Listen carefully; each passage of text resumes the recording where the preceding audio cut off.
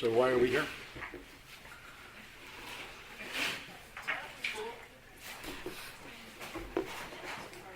It's a good question.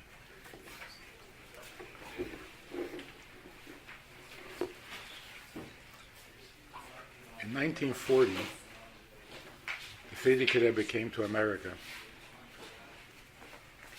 because he could no longer stay in Russia or Latvia or Poland.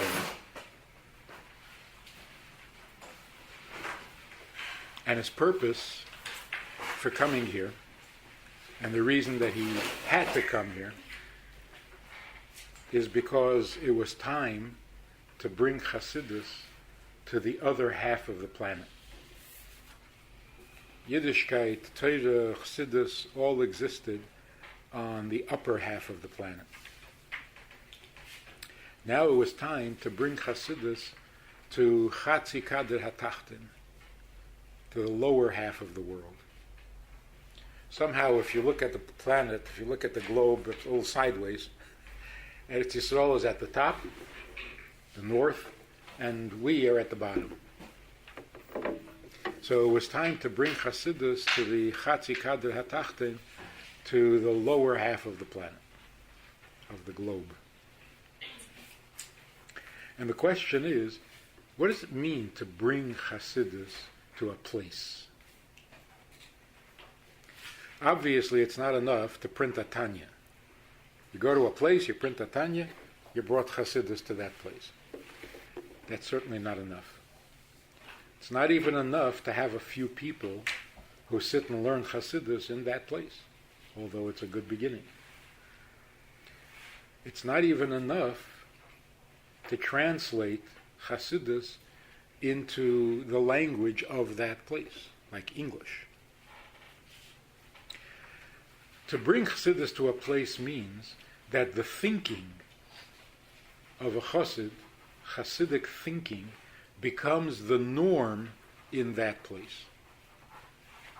Not something exotic, not something foreign, not something imported, but it becomes the thinking of that place. It becomes the norm. Now, obviously, in order for that to happen, you really have to understand in your mind, with your intelligence, and in your words, what Hasidus is saying. And then you can talk about it like casual conversation.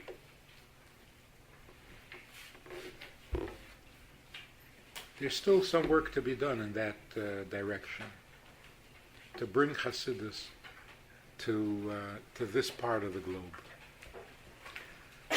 And that's part of our purpose, is to get together and talk Hasidus in a language that everybody understands. So that Hasidus becomes the norm, the standard of thinking in America. For everybody. Is that project what you're here for, or not? Or Yes. you just wanted to get out of class?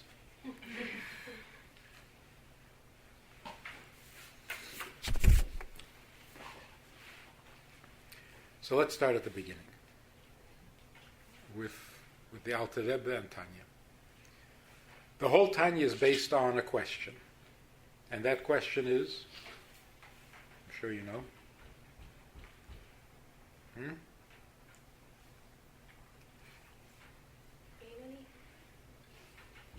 What's a Beinani? Which is a mystery. But even before that, What are we in, what are we doing here? that's a very good question. Like, what are we doing here? But there's a specific question that moved the Alter Rebbe to write the Tanya. And that question is, the Torah says, it is very natural for you to serve God with your heart, which means with feeling, with love and fear. The Alter Rebbe's question is, it's natural? I think most people would say it's very unnatural. By nature, you love yourself and you're afraid of dogs. You don't love God or fear God. So what does it mean when the Torah says that it's very natural? Not just natural, very natural. Now, just from that question alone, you can see how we're supposed to be thinking. You imagine some very frum people 300 years ago. They heard that the Alter Rebbe is asking a question. The Torah says it's very natural, and the Alter Rebbe is saying, no, it's not. Wouldn't that scare any religious person? Doesn't that sound like a very non-religious question? If the Torah says that it's very natural, then it's very natural. What kind of question is this? No wonder they were frightened. They were sure that Hasidim who start to think like this are all going to stop being frum. Because if the Torah says it's very natural for you, then it's very natural for you. That's frum thinking. And yet the Alter Rebbe bases the whole Tanya on that question. Pretty radical for those days. So what was the Alter Rebbe asking? Obviously, he wasn't doubting or questioning the truth of that statement. On the contrary, if you don't believe that every word in Torah is true, then what's your question? The Torah says it's very natural for you to love God, and your nature is not like that. So, the only reason it's a question is because if the Torah says that it's very natural, then it is very natural. So when you look at yourself and it doesn't seem natural, there's a question. There's a problem. What do most frum people think? The Torah says it's very natural. Well, it doesn't mean very natural. It means it's possible if you work very hard. So why does it say very natural? It's an expression. Don't take everything so literal. The Alter Rebbe took it very literally. The Alter Rebbe wanted to explain what does it mean that it's natural, and why does the Torah say very natural? What makes it very natural? Korei veilecha hadavar ma'oid. It must be true. It must be true in our own experience, not true in heaven. So that sets the tone for all of Hasidic thinking, that you can't get away with saying, it's an expression. Torah has to be true even in the lower half of the globe. Even in the most literal and in the most practical, in the most human level, it has to be real and true. It's not poetic, it's factual. So if the Torah says that it is very natural for you to serve God and you don't feel it, then something has to change, because that can't be. That's what the Tanya is all about. And that sets the tone for all of Hasidus and for all of Torah. Whatever the Torah says must be practically, rationally, reasonably, and factually true. And if it's not, then we have to write a whole sefer to explain it. Because it has to. Make sense? Yeah? No? You're allowed to talk. You put your pen down, you can talk. So, where do you look for the answer? Torah says it's very natural. You look at yourself and you don't see how it's natural. Where's the answer? Maybe we're not looking at ourselves correctly.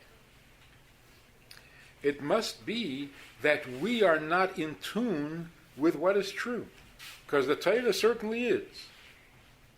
So if the Torah says something about you and you don't see it, Torah knows you better than you know yourself. So you got to learn a little deeper, look a little deeper, and see what the Torah sees in you, because it's there. How do you know it's there? Because the Torah says it's there. So it is.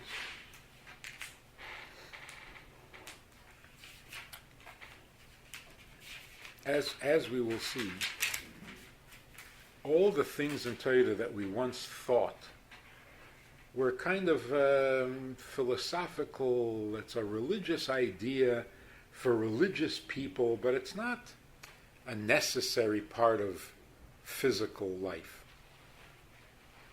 That's not the case.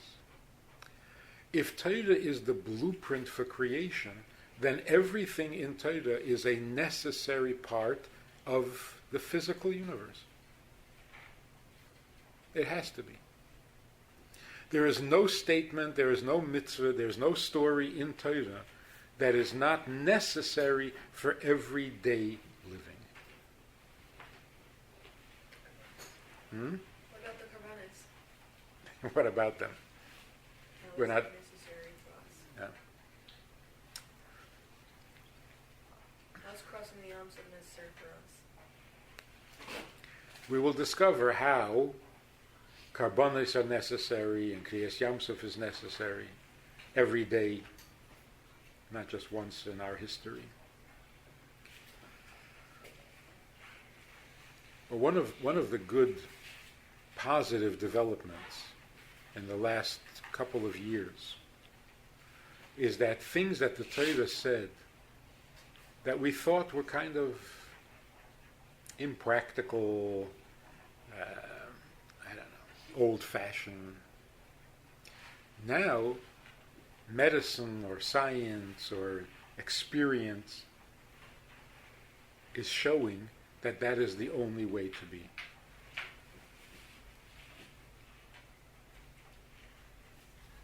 As we'll find many examples of this.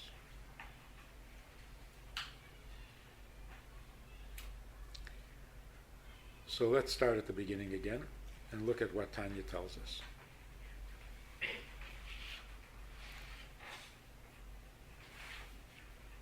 In the beginning of the Chumash, Rashi asks, why does the Torah begin with a description of creation?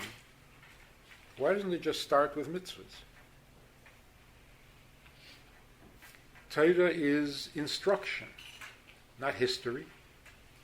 So why doesn't the Torah begin with mitzvahs? Why does it tell us this whole story about creation? And Rashi's answer is, briefly, that this is an instruction. And you need to know this, because there will come a time when the nations will ask,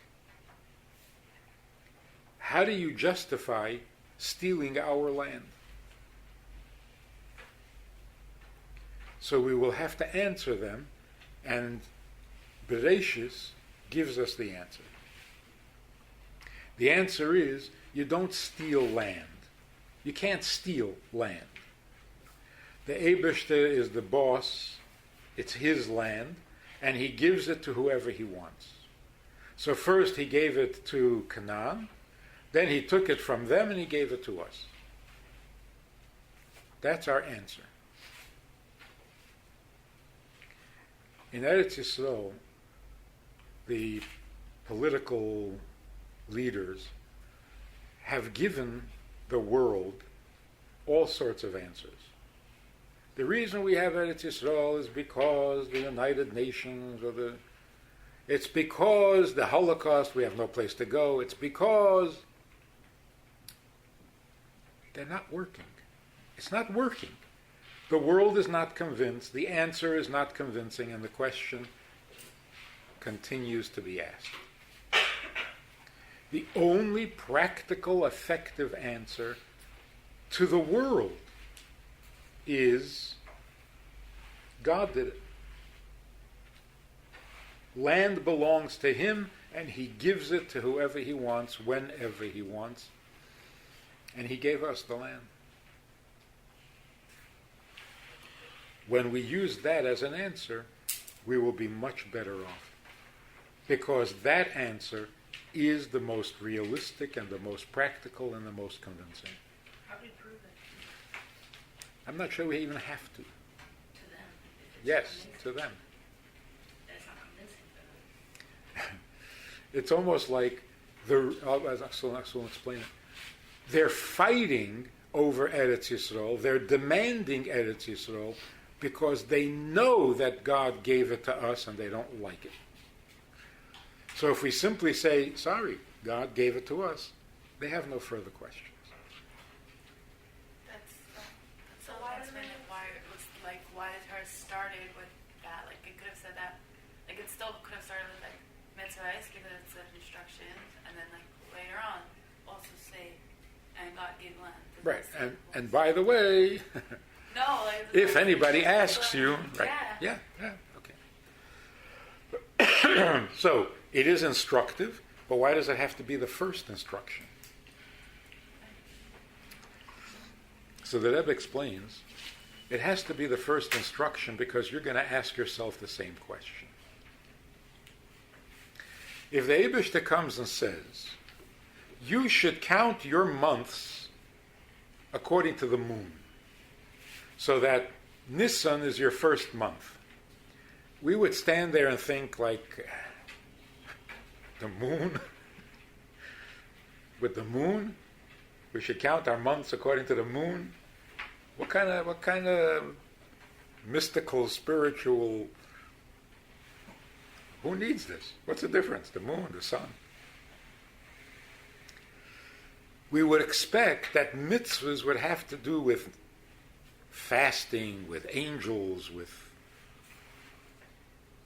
meditating, dying and going to heaven. What is this with the moon counting your month? So the Eibishter has to tell us an introduction to all mitzvahs. What does it mean that the nations are going to say you stole our land? Personally, I think the best answer when the nations say you stole our land, our answer should be, so tough. Yeah, we took it. Now what are you going to do? Why do we have to answer it at all? If we want it and they don't want to give it to us, then we have to come up with a good argument. We have it. That's it. You don't like it? Too bad. Why do we have to answer? The question goes a little bit deeper. They're not asking, why did we steal Eretz Yisrael? They're asking, why are we involved in the Gashmizdika world? We are the chosen nation. We are a Chelik Elikami Mal. We are God's children. We belong in heaven. So what are you doing owning a land, being farmers, being soldiers? This is not your business. This is our business. You go learn and meditate and sing songs or something. Go be spiritual. What are you doing with the physical world? And we have the same question. Are we supposed to be Gashmius or Ruchnis? Are we supposed to be realistic, or are we supposed to be in La La Land? Healthy balance. A healthy balance. But how? They don't seem to be compatible.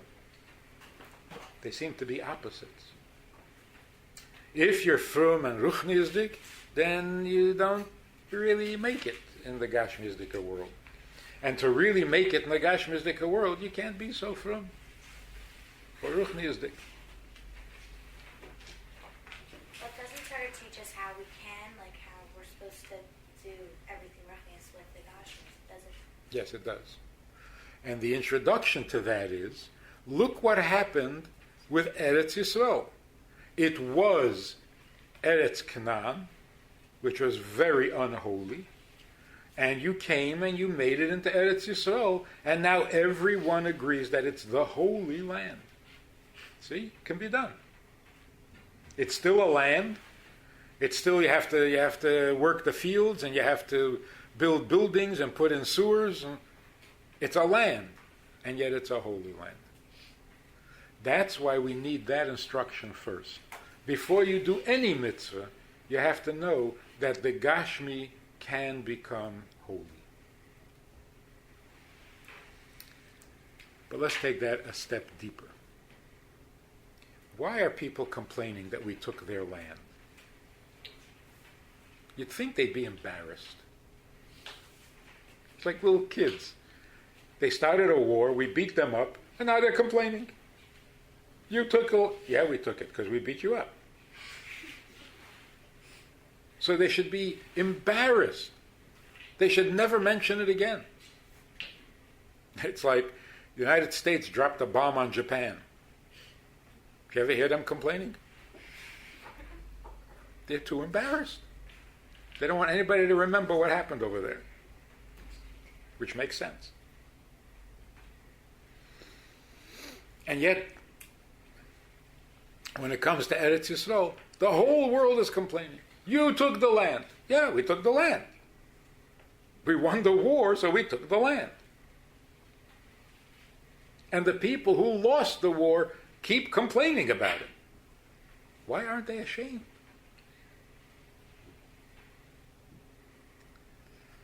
Also, every country wins a war and takes over the country. How does any country in all of history? But nobody complains, only about this. So the Rebbe gave this explanation that really is the answer to almost every issue in Jewish life. Nobody is upset when you win a war and keep the land. Nobody's upset. Because everybody does that. What they're upset about is this. We come to the world and we say, Eretz Yisrael belongs to us. How does it belong to us? It just does. Not because we won the war. Even if we lost the war, it would still be our country. Not because we all live there. Even when there are no Jews there, it's our country. Why? It's different. Every other country in the world, whoever wins the war, becomes the owners of that country. The Romans came into Eretz Yisrael, and they won the war. Did it become Rome? No, it was still Eretz Yisrael. The Turks came in and won the war. Did it become Turkey? No, it's still Eretz Yisrael. That's what they can't stand. That's what they can't understand. How did Eretz Yisrael become different from every other country in the world? So what we're saying to them is not, we won the war, so it's ours.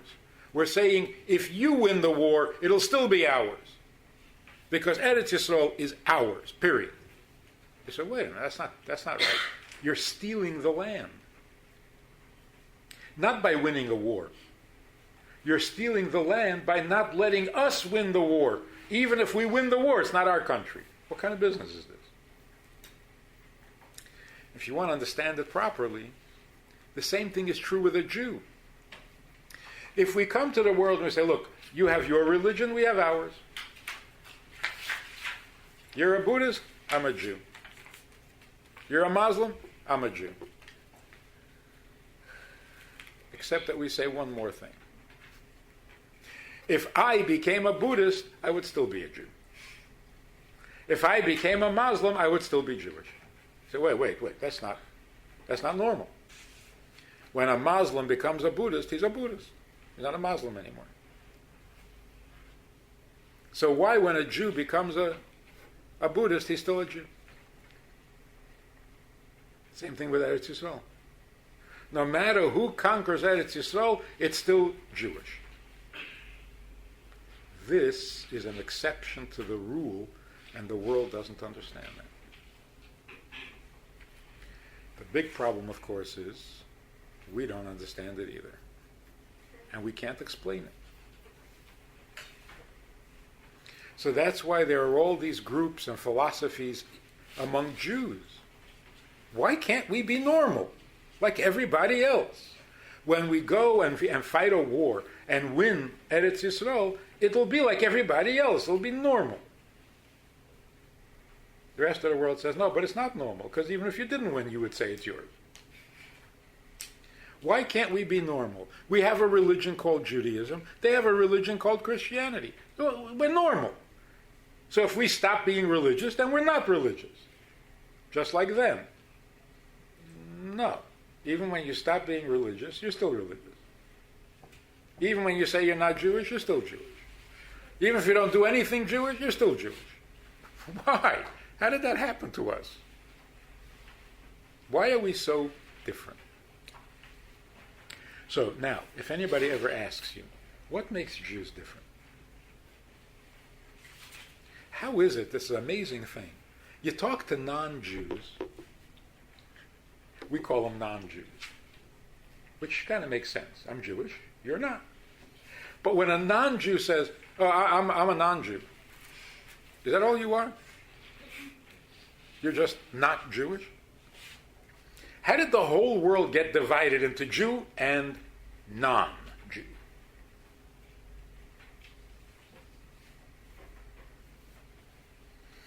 Because it's true. All other people are normal. And we are not.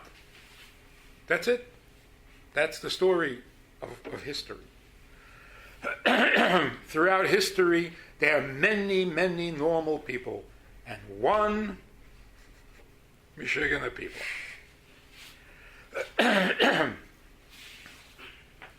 And all these normal people have never been able to figure out the Michigan people.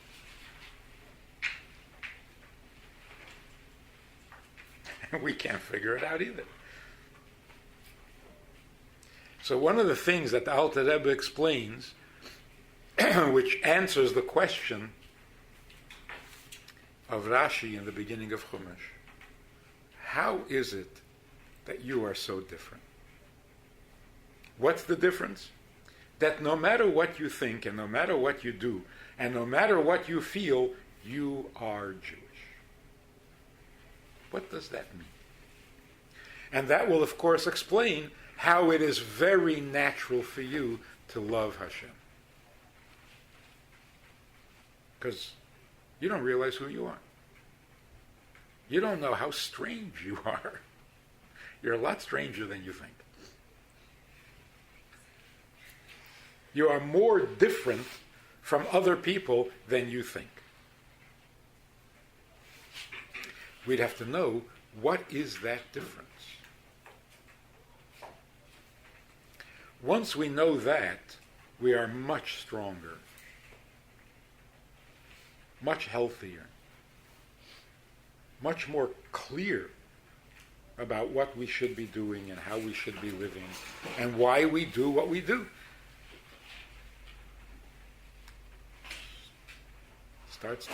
Starts to make sense. So why is it that the Alter Rebbe in his first Sefer needs to explain what a Jew is? Because that's the basis for everything. Once you know what a Jew is, you know who you are. Now, how powerful is that? How necessary is that?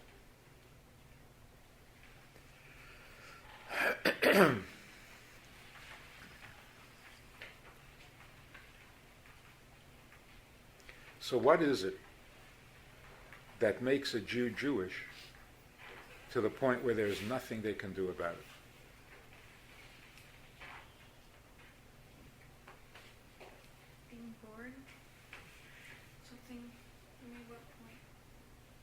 We're born, huh? The Shema. Yes. We're born different. We will always be different. But what is it? What is that difference? I brought my sister a souvenir. I was traveling. I saw this little pillow, little couch pillow, and it was embroidered. On the front of the pillow it said, "I am smiling because you're my sister." Nice? I saw that and I said, that's nice, I'm going to buy that. But then I turned it over. On the back it said, on the front it says, "I'm smiling because you're my sister." On the back it says, "And I'm laughing because there's nothing you can do about it. You're stuck with me." What is it that makes us stuck with the Eibishter and the Eibishter is stuck with us? Because we have a piece of Hashem. So the answer is because we have a piece of Hashem. What does that mean? It's beautiful. I love it. You're a piece of Hashem. But what does it mean? We have a neshama. Right, now I know. We have a neshama. What's a neshama? Godly spark. This is getting better. It's a godly spark. Now we're made of sparks. See, all these words are correct, but nobody ever says it in English. So that you can actually tell somebody.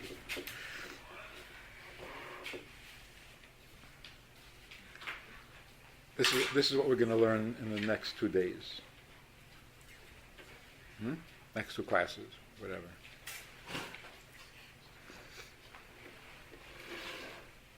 So here's the thing. You have to take what you know, because you know a lot. But it's not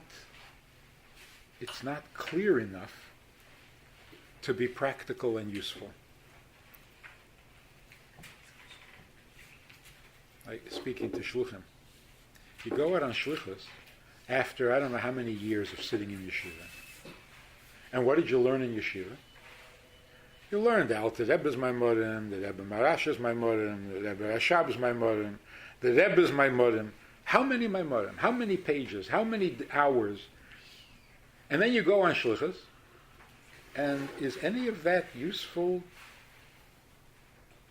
Do you go to your balabatim, you go to a university, you go to students on campus, and you tell them what you learned in a Maimon? You have to make it practical. You have to sort of water it down. It doesn't sound right, but yeah. But what usually happens, unfortunately, is whatever I learned in yeshiva, forget about it. I didn't really understand it while I was there. So what do I tell people that I meet? I tell them, come to the Chabad house, Shabbos will give you good food. We don't really bring yeshiva with us. Or we bring a little bit, tiny bit. Girls only learn that tiny bit. Huh? Girls only learn that tiny bit. We don't really learn The tiny bit you learn is amazing if you could put it to use. Because you have no idea how desperate the world is to know what you know. But they want to hear it in English. You have the answers that they're looking for. But you got to deliver it. So this is our objective. This is the purpose of this whole project, and a lot of work went into this. And we got to make it worthwhile. The project is what we already know needs to become useful. You can't walk around with all this information and not have a method or a way of sharing it with the rest of the world. And of course, when you share it with the rest of the world, you start to understand what you know. You start to appreciate what you were taught and what you're walking around with in your head and in your heart that everybody else is desperately looking for. What kind of information? Like from your mind? What kind of information? What kind of information? You're saying that we know all this information and we should use it, but what is it? What is Right. What do I know? No, I mean, I'm not saying I don't know, but what, it's just knowledge, it's a big word. Like what is it exactly that you're... Okay, so Jews desperately need to know what makes them Jewish, because it's driving them crazy. I'm talking about Jews who are very assimilated. They're trying very hard to be like everybody else, and they can't. And they don't know why. Like, what's wrong with me? Or they try very hard to be assimilated, and their non-Jewish best friends can't seem to forget that they're Jewish. And it bothers them. Why can't you let it go? I let it go. I'm not Jewish anymore. Can you stop reminding me that I'm Jewish? No. Why? It's making them crazy.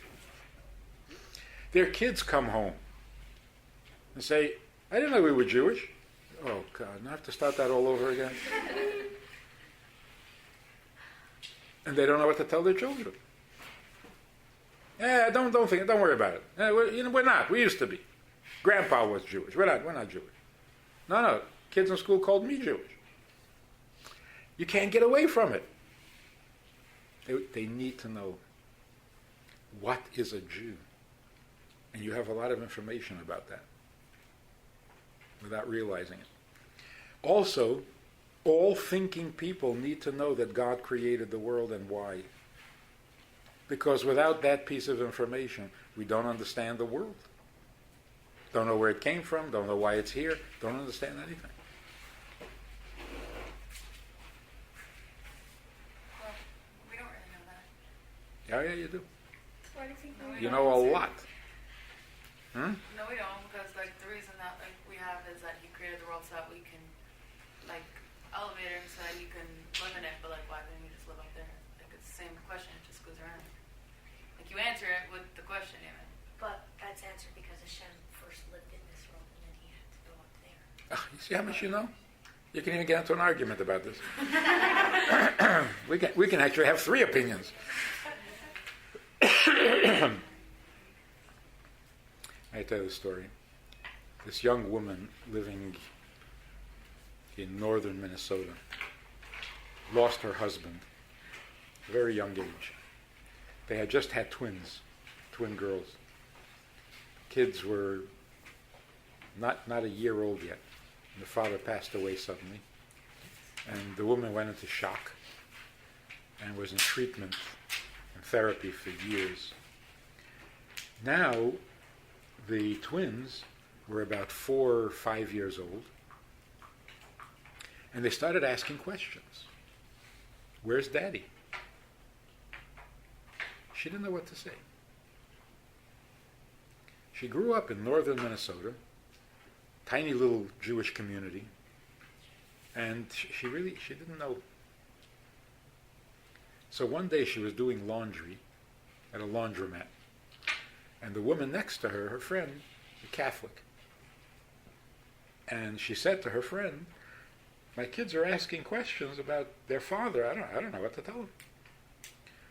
So this Catholic woman started telling her, he's with God, he went back to heaven, he's whatever, I don't know what they...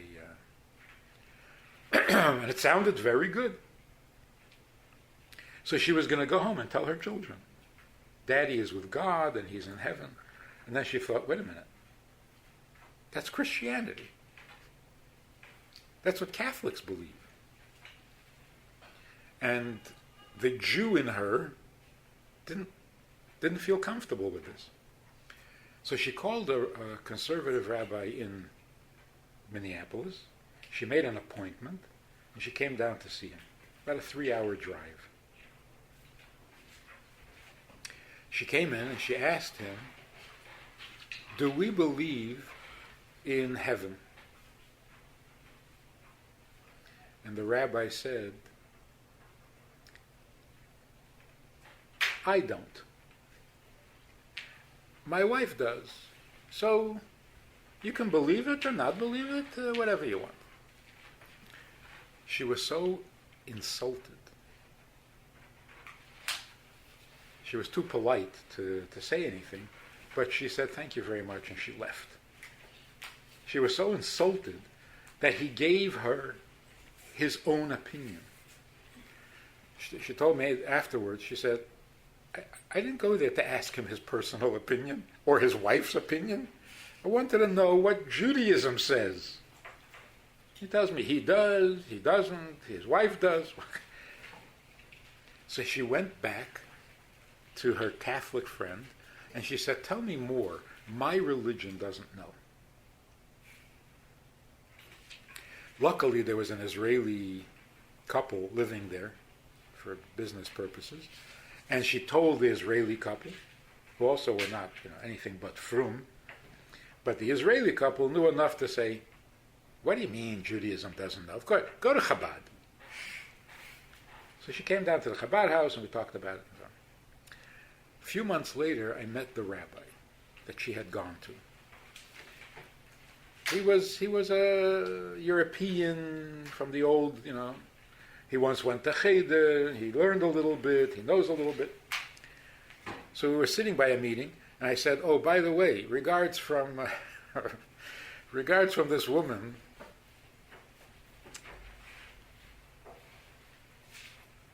I said, she's very angry at you.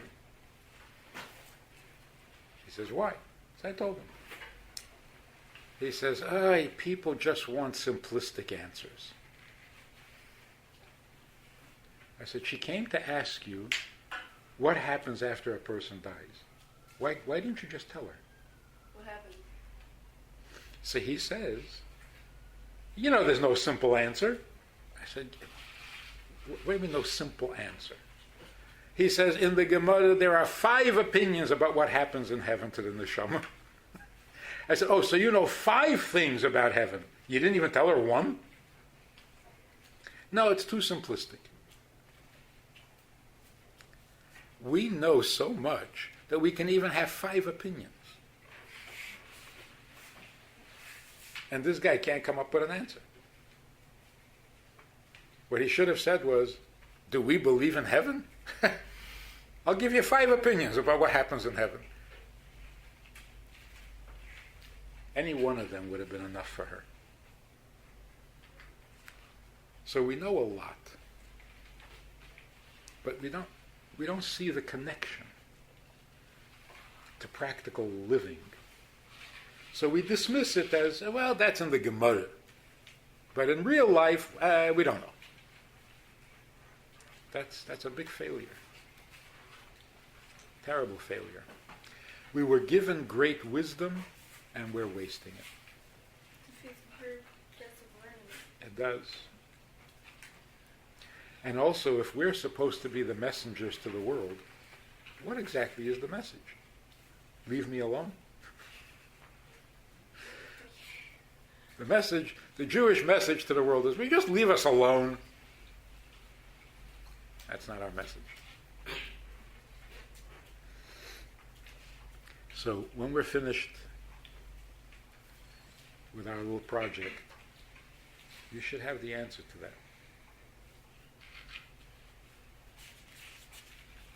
And just to make it a little more personal, we're going through a terrible, scary chapter in our history where Chassidish parents don't know what to tell their own children. Chassidish parents who learned.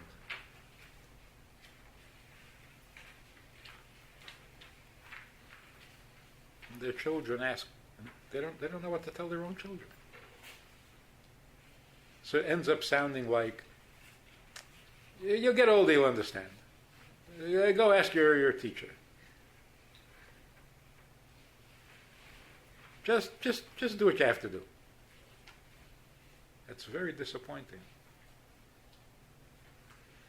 We sit and learn all our lives, and then when we come up with with a question, there are no answers. Something's very wrong. Not really. Who says that when they learn something they even internalize it? That's very wrong. That's very sad.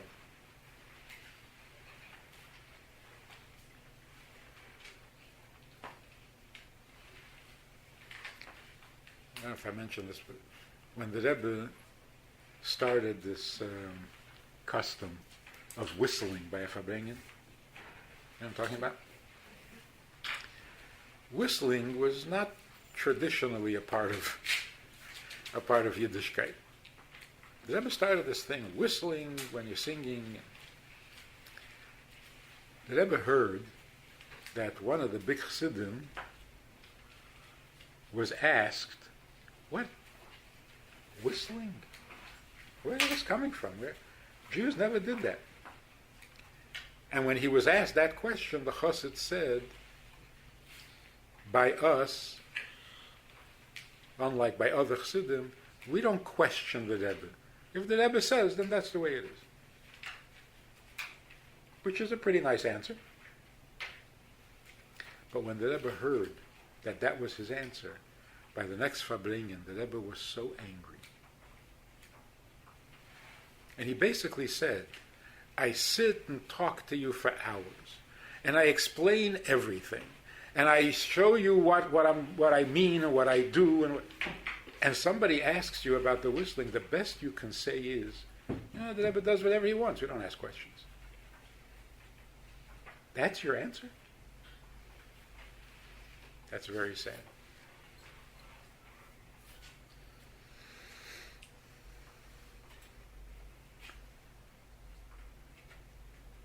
So we don't want that to continue. We can't let it continue. What are you going to tell your children?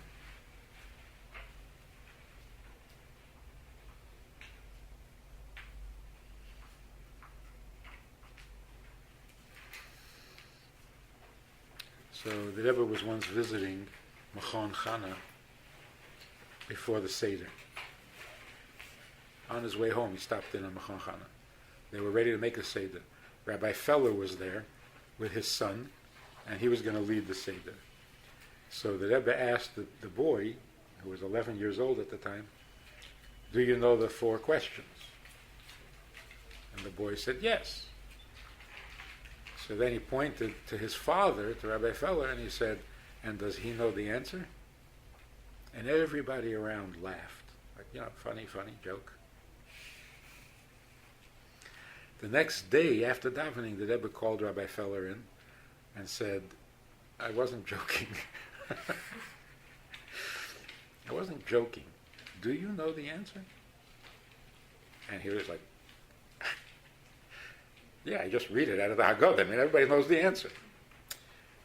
The Rebbe said, I didn't mean the questions that everybody asks. He said an 11-year-old boy already asked the 4 kashas the year when he was 10, and when he was 9, and he was 8, when he was 7, when he was 6. At 11 years old, the boy's question really is, what's with all these questions? Hashem gefragt the kashas 10 times. Leave me alone. What is this? Do you know the answer to that? See? Get real. There are 4 kashas, and every kid memorizes the 4 kashas, and he asks the 4 kashas, and you give him the answer. He doesn't know what he's asking, you don't know what you're answering, but we made a Seder. And it was great. The Rebbe says, if you're realistic, an 11-year-old doesn't care why you eat matzah. The 11-year-old's question is, I asked you about matzah 7 times already, you never answered me. Why should I even bother asking again?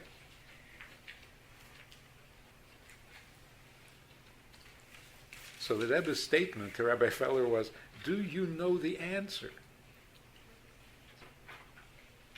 That's a very necessary part of bringing up children. Do you know the answer? You can't just read it out of the Haggadah. Avodim hayinu lefalei b'Mitzrayim. Do you know the answer? Because kids are going to ask.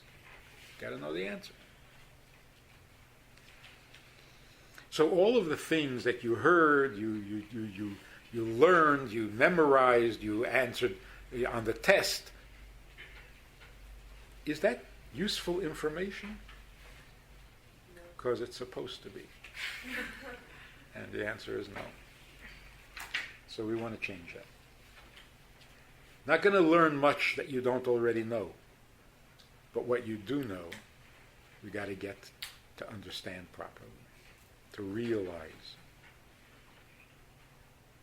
the importance of what you know.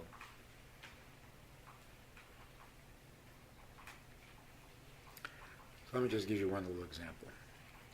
And we're going to do Tanya, but just an example out of...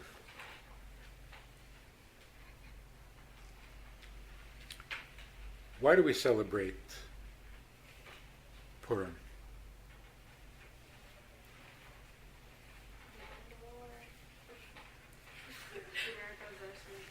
We won the war and we have an excuse to eat?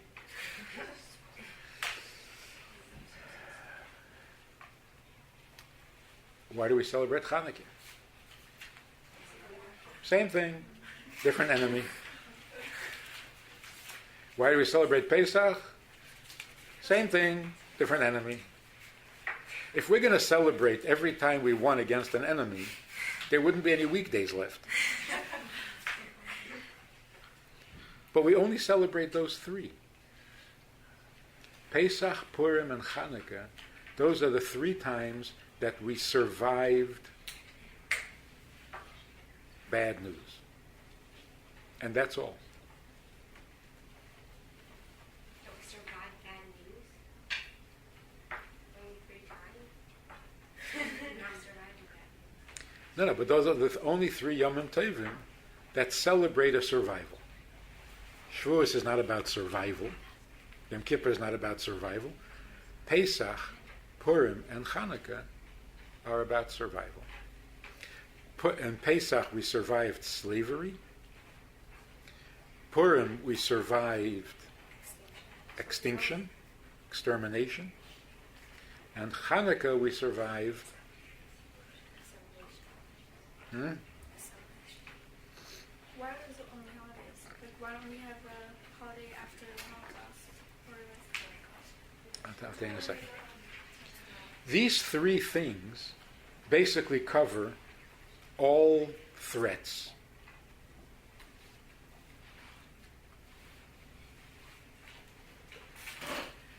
There are 3 possibilities.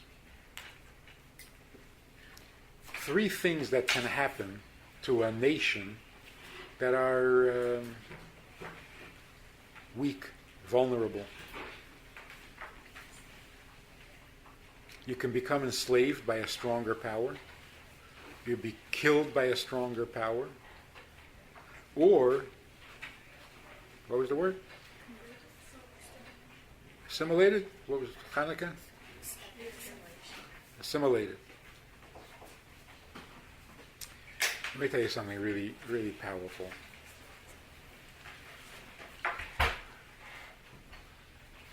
If a person is abused,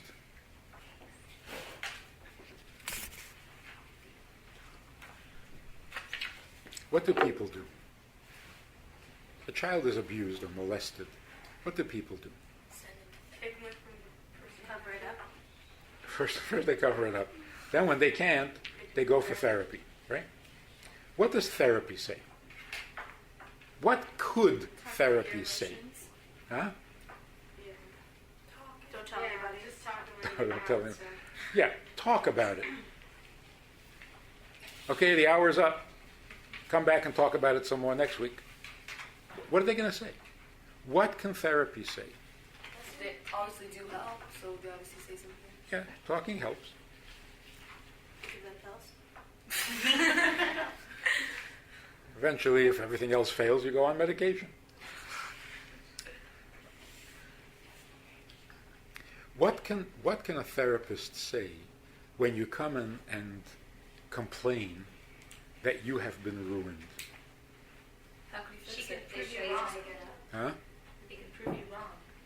Because you know how much more you have. You're not Not ruined? not as much as you Oh, think. You're ruined, but not so much. You can still function. You can say you're not like done. You're not, yeah. Really, the abuser said you were something. I don't Feel know. better How than can you yourself. ask me to show you silver lining? Let me tell you what really goes on. When this person comes to the therapist, they're not saying I can't function. They know they can function. They don't want to function. They don't want to because They know they're They're abused. depressed. no. That causes the depression. Why don't they want to? It's too hard. Because they know they can function, but they're not innocent anymore. So what's the difference? And that you can't change. You can tell me I'm strong, I'll survive. I know that. But I'm going to survive damaged. And I don't want to. I don't want to be damaged. He says it's damaged. You are damaged. When something can happen. That's how it feels. Someone's abused. So what can therapy say? Therapy can either say, you're not damaged. Not convincing. It's not convincing. Or therapy can say, so what? So what? That doesn't work. What kind of therapy says so what? No, but I'm saying the fact that it's like that. I think now you're going to be long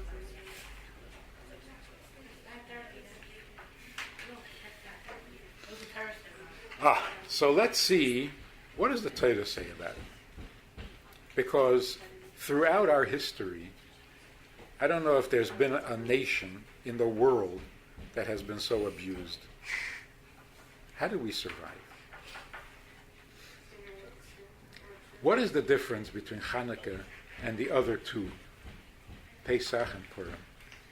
Because Pesach happened, where did Pesach happen? In Mitzrayim. Where did Purim happen? Where did Hanukkah happen?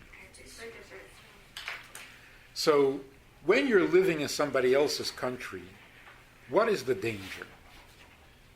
The danger is either they're going to take away your rights, which means slavery, or they're going to kill you. That's Pesach and Purim. When you're living in your own country, what's the danger? The danger is they're going to come into your country, into your Beis HaMikdash, into your Kodesh HaKadoshim, and they're going to bring in Tumah. Do you hear what that is? Are you getting it? Pesach, we survived slavery. And Purim, we survived a threat of annihilation. And Hanukkah, we survived rape. Because Hanukkah means we were innocent and somebody came into our innocent place and made us tummy. That's abuse. Now what happened? The oil was tummy. You're allowed to use tummy oil to light the menorah when everybody is already tummy anyway. In other words, one approach is, look, what are we going to do? We lost our innocence. We're not holy anymore. So you got to live with it. And you can live with it. So the oil is tummy. So what? Light it. You got to live. You got to survive. So it won't be holy. But it's oil. It works. It burns. The miracle of Hanukkah was that the Chashmonaim, whoever was in charge, refused to light the menorah with oil that was tummy. They said, no, we're not going to accept not being innocent. We can't. They went and they looked and they found. What did they find? They found an oil that a Yavan cannot make tummy. What does that mean? There will always be innocent. It means there's a part of you that can become tummy, But there's a deeper part and a better part that can't. Not it hasn't. It can't. And that part heals the part that became tummy. When you find that little oil that it can't become tummy, it can light up 8 days.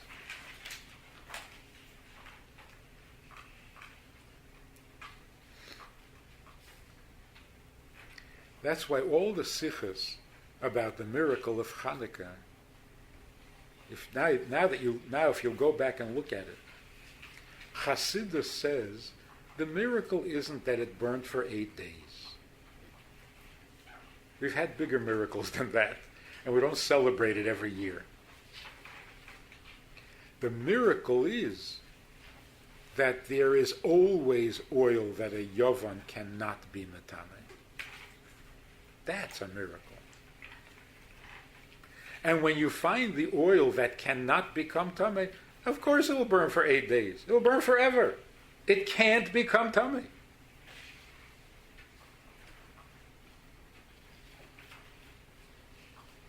So unless somebody actually spells it out, you read the Sikha, you heard the Sikha, I don't know how many times. That little pitcher of oil that the Kohen Gadol's seal was still on it, that's the miracle, and you find it, and it... What is it saying? So listen to the story. A Yovan came into the Kodesh HaKadoshim and caused Tumah. Say that in English. What's a Yovan? Huh? Greek. Greek. They don't exist anymore. We're safe now. A Yovan is not somebody in ancient history. A Yovan means a molester. Somebody who introduces Tumah into a place of innocence. So the Yovan came into the Kodesh HaKadoshim. What is your Kodesh HaKadoshim? Your most innocent space. And in your most innocent space, he caused a lack of innocence, which is called Tumah. So what is the Jewish response? The Jewish response is, there's more to me than that. There's a part of me that is so innocent that a Yovan cannot make it Tameh. It can't. Just like a Jew can't stop being Jewish and Eretz Yisrael can't stop being Eretz Yisrael, no matter what you do to it. That's an awesomely powerful statement.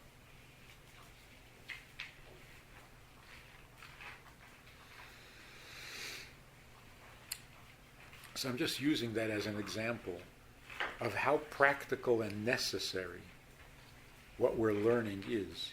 If you just, say it in English. Don't say Yovan. Yovan doesn't mean anything anymore.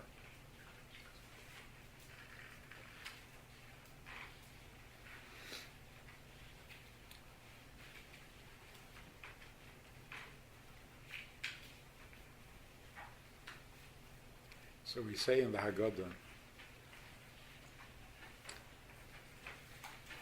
Sheloi echad bilvad amad aleinu l'chaleseinu ela b'chol deir v'deir emdim aleinu l'chaleseinu. If you didn't know that was in the Haggadah, where would you guess that was written? In Eicha? It's such a depressing statement. Why in the world would we say that in the middle of a Seder? We're celebrating our freedom. But there's an end part. HaKadosh Baruch Hu saved us. No, not in the past. HaKadosh will save us. Right. In other words, we're still in trouble. It's not Oimdim aleinu l'chaleseinu is present tense. Oimdim aleinu, present tense. Right now, they're out to get us. Are you paranoid? They're out to get us. What a comforting thought to have at the Seder while you're leaning and eating in freedom.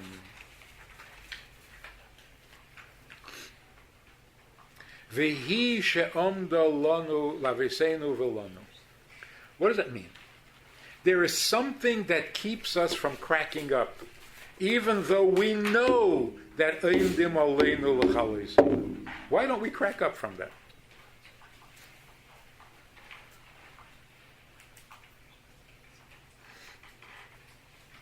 There are Jewish organizations that spend millions and millions of dollars just to keep track of anti-Semitism. It's like the stock market. Every day they report anti-Semitism is up by 2%, it's down by 6%, it's up again, it's down again. That's all they do. This year there have been an increase in anti-Semitic incidents over last year. We're not living in denial. We are just as vulnerable today as we were in Mitzrayim. Nothing has changed. Any country that we live in can decide to take away our freedom. They can do it anytime.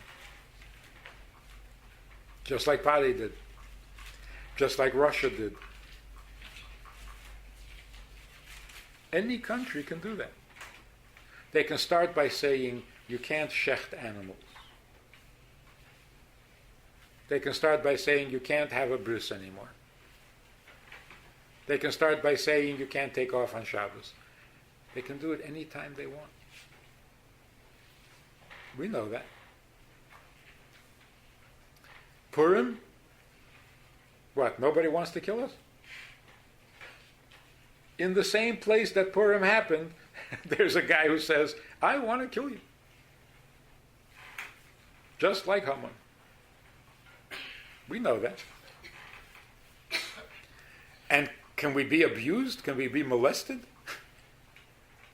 Who would stop the world from molesting us?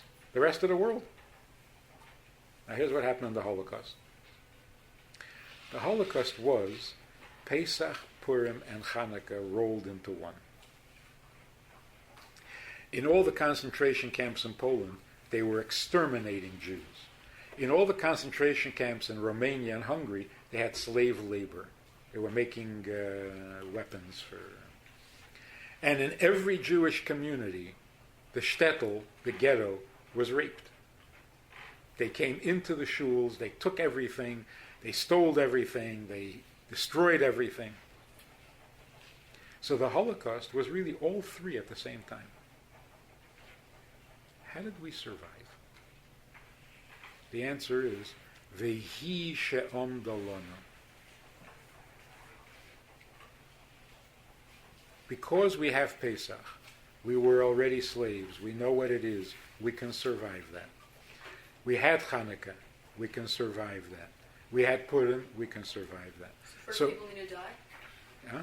So first people need to die and then, okay, let's finish, let's stop over here. Right. So you're saying we had slavery, we had whatever, rape, whatever. We had the miracle, not the bad news. We had the miracle of coming out of slavery. We had the miracle of Anapechu on Purim, and we had the miracle of Hanukkah that we remained innocent. And we had the tragedy that we even got in these situations. And we're still getting into situations. It's not. It's God's fault that we're in them and He's saving Yes. us. It's like self-glorification. Yes. But I'm not saying saving us from the problem. I'm saying saving us from cracking up. We know that we're vulnerable, and yet we raise families, we start businesses, we build shuls. What are you doing? Don't you know they can take it away at any second? Why aren't we crazy? Why haven't we given up on life? What about there are people that do? They don't want to just survive anymore and then give up. There are a few. But generally, Because the Okay, natural... what does the church say for those people that do before they do it? Like, how do you, if we would explain to them what Pesach is, and if we would explain to them what Purim is, and explain to them what Hanukkah is, it would give them the strength. how? Same way it gives us. The reason we are all normal is because of Pesach, Purim, and Hanukkah. Could you explain it to me? Like I had that question.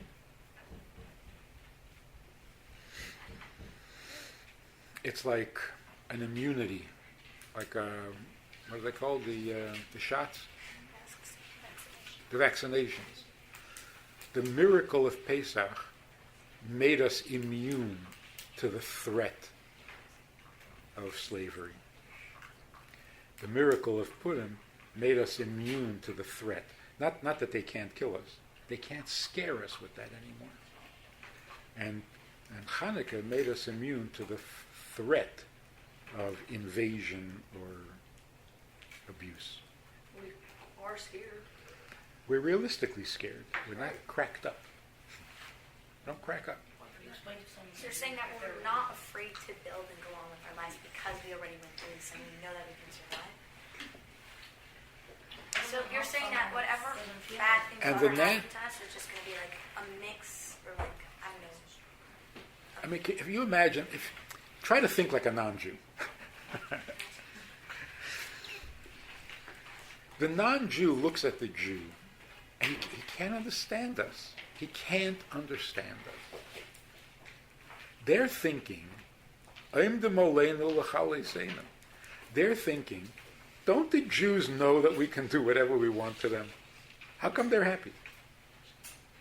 How come they're busy? They're making businesses, they're raising children, they're going on vacations. What's wrong with them? Don't they know that we can do whatever we want to them? They can't figure this out. Because if they were in this position, they would crack up. How do we know? We don't know. Because that would be the human thing to do. So we're not human? We're not human. We have extra powers. Mm-hmm. See, that's the point. The point is, non-Jews don't care if Jews were normal, but different. Why they would still hate us? They have their religion, we have ours. They have their holidays, we have ours. They have their mishigas, we have our mishigas. Then it would be okay. So it's not true that they hate us because we don't keep Sunday. They don't care. You have Sunday, the Muslims, they have Sunday. Muslims have Friday, we have Shabbos. Pick a day, what's the difference? What they can't understand is the part of us that isn't normal. They don't care if we're different. They don't understand how we're not normal. Why are we not human? Why is Eretz Yisrael not vulnerable like every other country? It can be captured and it can be taken away. No, not Eretz Yisrael. Why? A Jew can be converted to Christianity. No, he's still Jewish. Why? I think that's like the ultimate question. If a Christian becomes Jewish, he is very Jewish. And his children are Jewish forever. But if a Jew becomes a Christian, he's Jewish. What is that? That's not fair. That's not playing by the rules. That's what they can't understand. Normal human beings who are vulnerable, living in somebody else's country, knowing that you're hated in that country, normal people crack up. It's the least you can do under the circumstances. Either crack up or run away or hide. What's the point? You Are you don't talking want to about die specifically anyway. like Israel? in this Yeah, case? nothing. Huh? Are you talking about Israel in this case? The fact that Jews everywhere. Jews everywhere. I don't know. I can't put myself in the mind of. There's a great, thriving, exciting Jewish community in Germany. What do the Germans think? What are the Germans thinking? Are you guys crazy? Do you know where you are? This is Germany. Huh? Why not? Don't really ask them what they Right, do. but like, and explain to them that they Maybe are we just want to going rub it do in their They don't face feel that that. we're still alive. To whom? One person that has a problem and that feels like they don't want to survive anymore. I get that they survive and they're good, but you're one person personally. How do you explain to them that they already could get past this because they're in. They don't feel that. They have it, they don't feel it. So how do you? They need that. Where do they get it from? How do you get it from?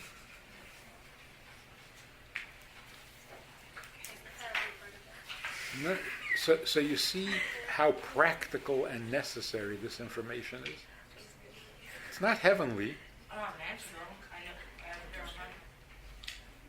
I don't think it's weird. What's the I think answer? it's like we're, kind of showing it in their faces that, you tried to kill us. Look at us now. Actually, I think it's That's not normal. So, like, how do we have the permission built up on that place? Mm. I don't think the question is that, so Not about SSL? not in this case. No, it's everywhere. It's everywhere. It didn't only Really happen an in answer. Germany. Like the feeling though. What is it they need? You tell me who you're referring to, and I can tell you how to answer it. Really? How would that help? You got to know where the catch is, where they stuck.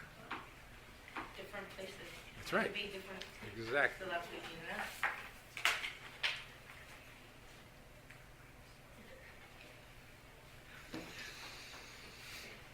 Is there any basic answer? Like, that would apply to a lot of situations that we start from and then it goes differently?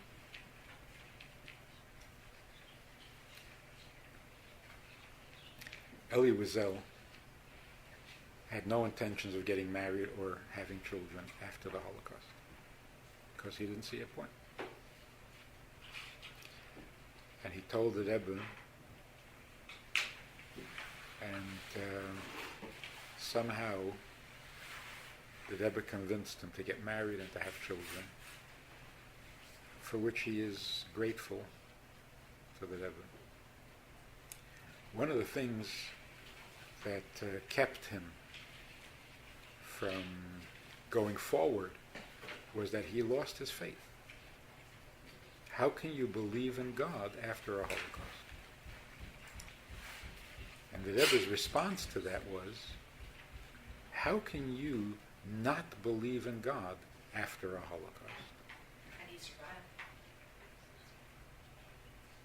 Of all the people in the world who should know personally that there's a God, He's not because he's thinking not in a selfish way like I survived. He's thinking about the people that didn't. Like, that's not non-selfish. I know. That's just overwhelmed. Right. So he was overwhelmed. So the Rebbe said to him, don't be overwhelmed. Think about your life and what the Eibishter did for you. But he still went through it. It's not like he went out on strength. Right. Does that make people And feel every better? step of the way, miracles happen, strange things happen, that he survived and that he is still healthy and so on. These are amazing things. How can you not believe in an Eibishter when you see all of that? How could you believe in Abraham when you see all of that? Because Because who would else do that? can you believe in? Can you believe in men, the Nazis, like Germany? Believe The in whole idea that happened It's also like is bad. civilization. Well, it's easy to believe in. So again, it depends on what exactly is destroying the person. For example, in this case, with Rizal, the Rebbe said, how can you not believe? In other words, you do believe, and that's how you survived. If you really didn't believe, you would have given up and quit, and you would have committed suicide. But you didn't. No matter how hard, no matter how frightening the thing was, you kept on going. Why? There's different levels. Because you don't believe? No, because you do believe. You believe? There's also different Maybe levels. it's just You the can will believe and to still live. suffer without doing Nothing to the do worst. with God. And then there's believing where you come to the point of healing. Yes, I'm just giving an example of what might be a particular person's Right. solution. You think you've lost your faith. It's like this woman has a very, very difficult life. Not a Holocaust. America. But a very difficult life. Everything goes wrong. She's never had a good day for 40 years. And she comes to me and she says, how am I supposed to keep going? How am I supposed to function? I said, you're asking me? You've been functioning under these circumstances for 40 years. Tell me how you do it. She says, I don't know. Well, you do know. You're doing it. And then you ask me how to do it? How am I supposed to know? You know. Tell me how you do this. I think she wants to come to the point where it doesn't have to be. Like, Of course, she wants it to be better. But it's amazing the kind of strength. How do you do it? I can't go on. You told me that 10 years ago. And you went on. How do you do it? without it being hard. So all she knows is that she has a question. Don't you realize you have answers? You know how to suffer better than anybody in the world, and you're asking me how you should suffer? It's like Eve asking, what should I do if there's bad news? You're Eve. What do you mean? You're the one who knows the answer. So you know, people underestimate themselves. They're not just asking you how to survive. They want to know how to do it without it being hard. Yes. Is there a way? I don't know. They want to be happy. No. They want the pain to stop, of course. Right, so stop it. Stop Why should it. you have to stand up and do that? Why should you live in when you're not happy? What's the point? You might See, as well die. that's the thing. People who never suffered don't know how to answer that question. And people who've suffered for 40 years don't quit for some They reason. want to. Because there's more. It's more than Right, just they- their happiness. There's more to that. There's purpose. You didn't come down to earth to be happy. When it came down to service and No, look, you're asking a theoretical question. If somebody suffers a lot, why would they want to go on? Okay, the answer is there are people who actually suffer a lot, and they go on. Ask them. This is not theoretical anymore. It's real. There are people who suffer terribly beyond our imagination, and they don't quit, and they go on. How do they do it? It's awesome. Huh? depression, they kill themselves. I'm not talking about the ones who quit. That's not impressive. I'm talking about the ones who don't quit. Where are they getting, what are they seeing? What are they, what's keeping them going? What's if it's not themselves anymore? That's enviable. Huh? It could be that they're not doing it for themselves anymore. They're doing it for the other life. That would be awesome. That's good enough. But not for the person. That Just is what the they're most, living, no, that's good enough for a person just to live. no, they're not living just to live. They're living for someone else. They're living to take care of other people. That's awesome. We should all be doing that. Not because of pain. We should all be doing that. And they're doing it even while they're in pain. That's awesome. They don't want to. That's Relevant. That's what's taking the fun out of it. That's why we need to tell them that they're awesome. They think they're losers. They're not.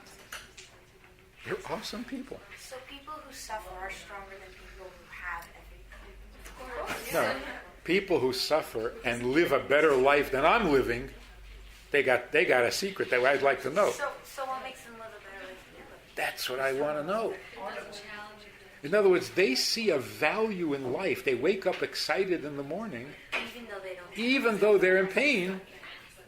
And I can't get excited without being in pain. Maybe they just notice things because they realize that they're upset about, like, whatever they're suffering from. Let's say someone's sick, has a job, and they notice how valuable life is. Yes. Why don't we? Because we're not in that state of, scared that we're going to cause trouble with our lives. So we're numb. We're numb. Yeah. Like after a Holocaust, how do you start a family? How do you do that? It's awesome. Because you want to fight it. Because, Because you don't want to give in. You want to give up. in other words, life is worth it. Why? What makes life worth it? All that suffering and life is still worth it? That's amazing. Because you made it through 40 years. Huh? You don't want to give up. Huh? You made it through 40 years. You're going to give up now? Made what for 40 years? So this lady, she's saying, okay, so after 40 years of suffering, so how do I do it? How am I supposed to survive? What do you mean? You've been doing it for 40 years. You want to In other words, something kept you going for 40 years. Why? And, like, where is it now? Yeah. Is it Well, the same thing for why would it every quit single now? person? Like, Here's the thing. How valuable is life? well, for them, very valuable. Right. You can say life is valuable as long as we're having fun. If you're not having fun, there's no point to life. Nobody really believes that. No, it's the most valuable thing. So nothing's valuable compared to it. Because if you don't have life, then there's nothing. Well, Yeah, but what if you have nothing in life? And yet there are people who basically... But you can sometimes gain something. So you're saying that life is worth living even if you're So 1 second. Because you get something eventually. Hang on yeah, a but second. that's just scary. Like, What do you think? Not scary. It's like What do you think makes people take drugs? because So they you can't actually escape. feeling, yeah. It's hard. Life is hard, and like when you take drugs, you get this euphoric feeling, and all of a sudden life isn't as bad, even But- if it's under a pretense. And you wake up and But it's have you noticed that people who take drugs don't have difficult lives? They're rich and spoiled. not everyone. Not necessarily. Oh my gosh, you know how expensive drugs are. No, how expensive are they? No, my father is really close to this guy who owns a store, and they said they have to start locking up Tide because it's a new currency for drugs, and people like will steal Tide and sell it to the drug dealer and they'll get charged. People who take drugs basically feel that if life is not exciting, then it's not worth it. They have to be excited. Yes, it is. Yeah. They have to be excited. So you're saying that if they divorce, they have to go to NAB? Of course, it's a cycle. So you're saying that when the person takes drugs, it's not really an escape, it's to give them that feeling of excitement, exactly like their life is worth exciting. Because they don't see anything exciting about life. So here are the two opposites. Not easier, some more exciting. Not exciting are not the same thing. It's like our person says more exciting. You're not looking for excitement. You're looking for like someone who. So let's compare the extremes. A guy comes out of a Holocaust. Yeah, you're listening? A guy comes out of the Holocaust and thinks life is exciting. A guy takes drugs because no matter how comfortable he is, life is not exciting enough. Those are the two extremes. What are the extremes, excitement and non-excitement? Life. How do you feel about life? Here you have a guy who comes out of a Holocaust and he thinks life is wonderful. And here you have a guy who has a very comfortable life and doesn't know what Holocaust is and doesn't know how to spell it. But he's drugged all the time because life doesn't do anything for him. That's not exciting. You're saying that he's taking drugs. It's exciting for him. Exciting for him to take the drugs because he can't deal with life. No, drugs produce that feeling of excitement for him. Takes drugs to be. Let me just tell you the story. When I came to Excited about something he's not excited about. It's kind of like a numb. because It's a numb, it's relief. It's from what? From the fact that there's no excitement. You're drained of everything. It's not relief from problems. He doesn't have. Huh? So listen to the story. When I came to St. Paul, there was a little shul, only Orthodox minyan, and that's basically what it was. It was a minyan. On Rosh Hashanah, maybe a little more, but it was a dying shul. But there were two brothers there from Poland who were just delightful people. And their story is I think, a perfect example of this, what we're talking about. There were 3 shluchim. When I came there were 3 shluchim. And we wanted to say Tehillim on Shabbos Mevarchim with a minyan. So we're thinking, who could we ask? Who would come to say Tehillim? I thought these two brothers, they were, the others were kind of tzekrochen, old. These guys were still, so I thought I'll ask them. One of them was Yehuda. So I went over to him and I said, could you and your brother come to shul early, one Shabbos out of the month, to say Tehillim? He said, one Shabbos out of the month? I said, yeah, just one Shabbos. He says, why? So I tried to explain to him, Shabbos Mevarchim. He says, no, why only once a month? I said, let's start with one. He says, no, my brother and I, we say the whole Tehillim every Shabbos morning. I said, wow. He says, I'll tell you why. They were in a concentration camp for 3 years. And the Allies came in and liberated the camp.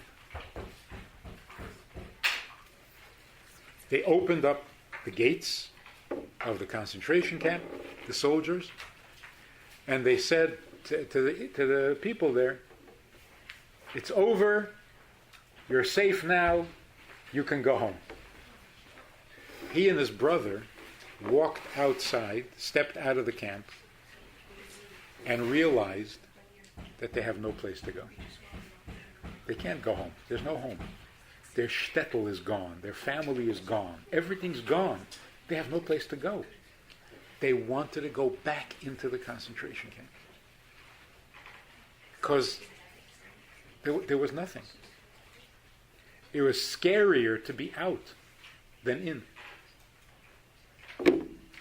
So they stood there, paralyzed, at the gate of the concentration camp.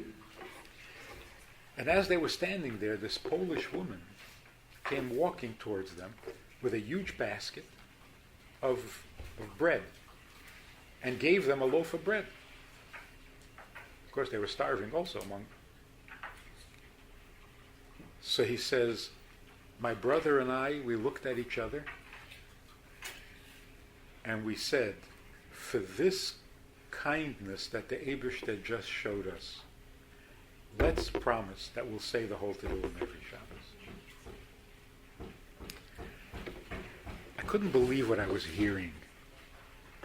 3 years of a concentration camp. He's standing at the gate of a concentration camp and he's thinking, the Eibishter's kindness, how do we thank him? Where does this come from? This is not human. It's not human.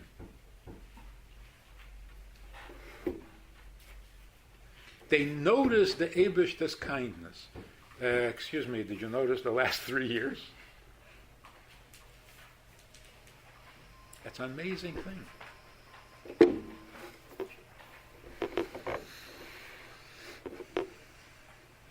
So where does this come from? What is that?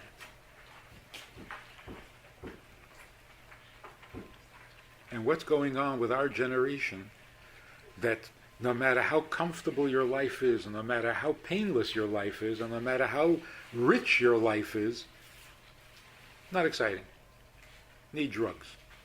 Need to do something dangerous and risky and ridiculous. And what? What have we lost? How did life become so boring?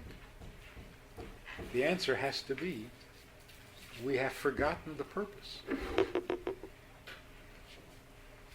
When you wake up with a purpose, then it's a different life. You wake up without a purpose, it's pretty boring.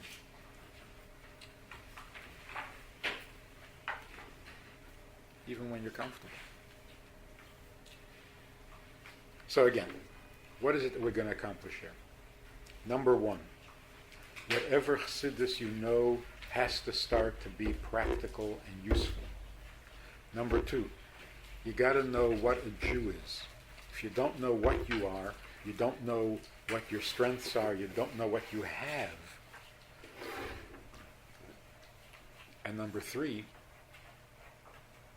we got to know what the purpose is. without a purpose, no information is going to be useful. Can we accomplish this in 3 sessions?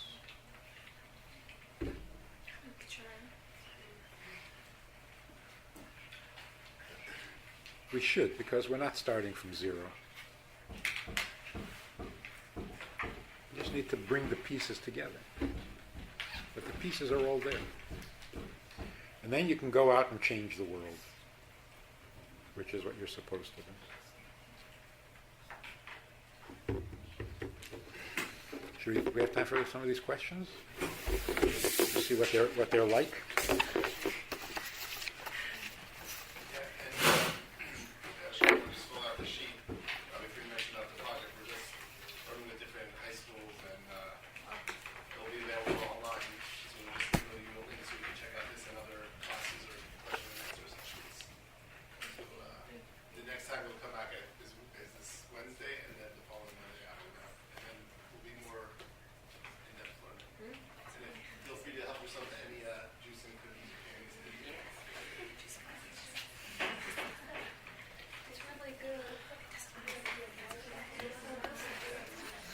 What does Torah say about psychic healing and psychics in general who are not tzaddikim?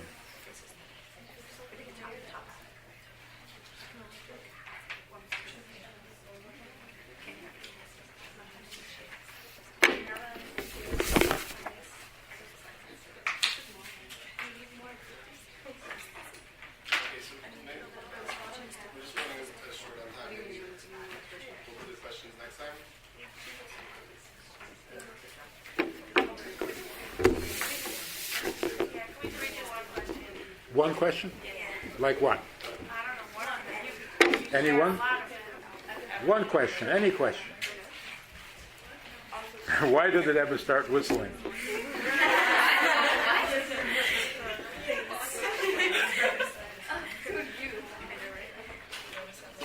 I'll tell you why I think. First of all, the Rebbe said that the guy should have answered that there's a story in the Torah that when the Aron was being taken to Yerushalayim, David HaMelech was so happy that he danced and whistled. So it's not like there's no basis for it in Torah. That's number one. Number two, why at that particular time, for many, many years, the Rebbe did not ask people to whistle, and then all of a sudden he did. What happened? I think primarily what happened is the Russians started coming out. The Russian Chassidim started coming out of Russia. And they came with this huge burden, fear, intimidation, and they couldn't let loose. They couldn't dismiss their history of, and the whistling helped.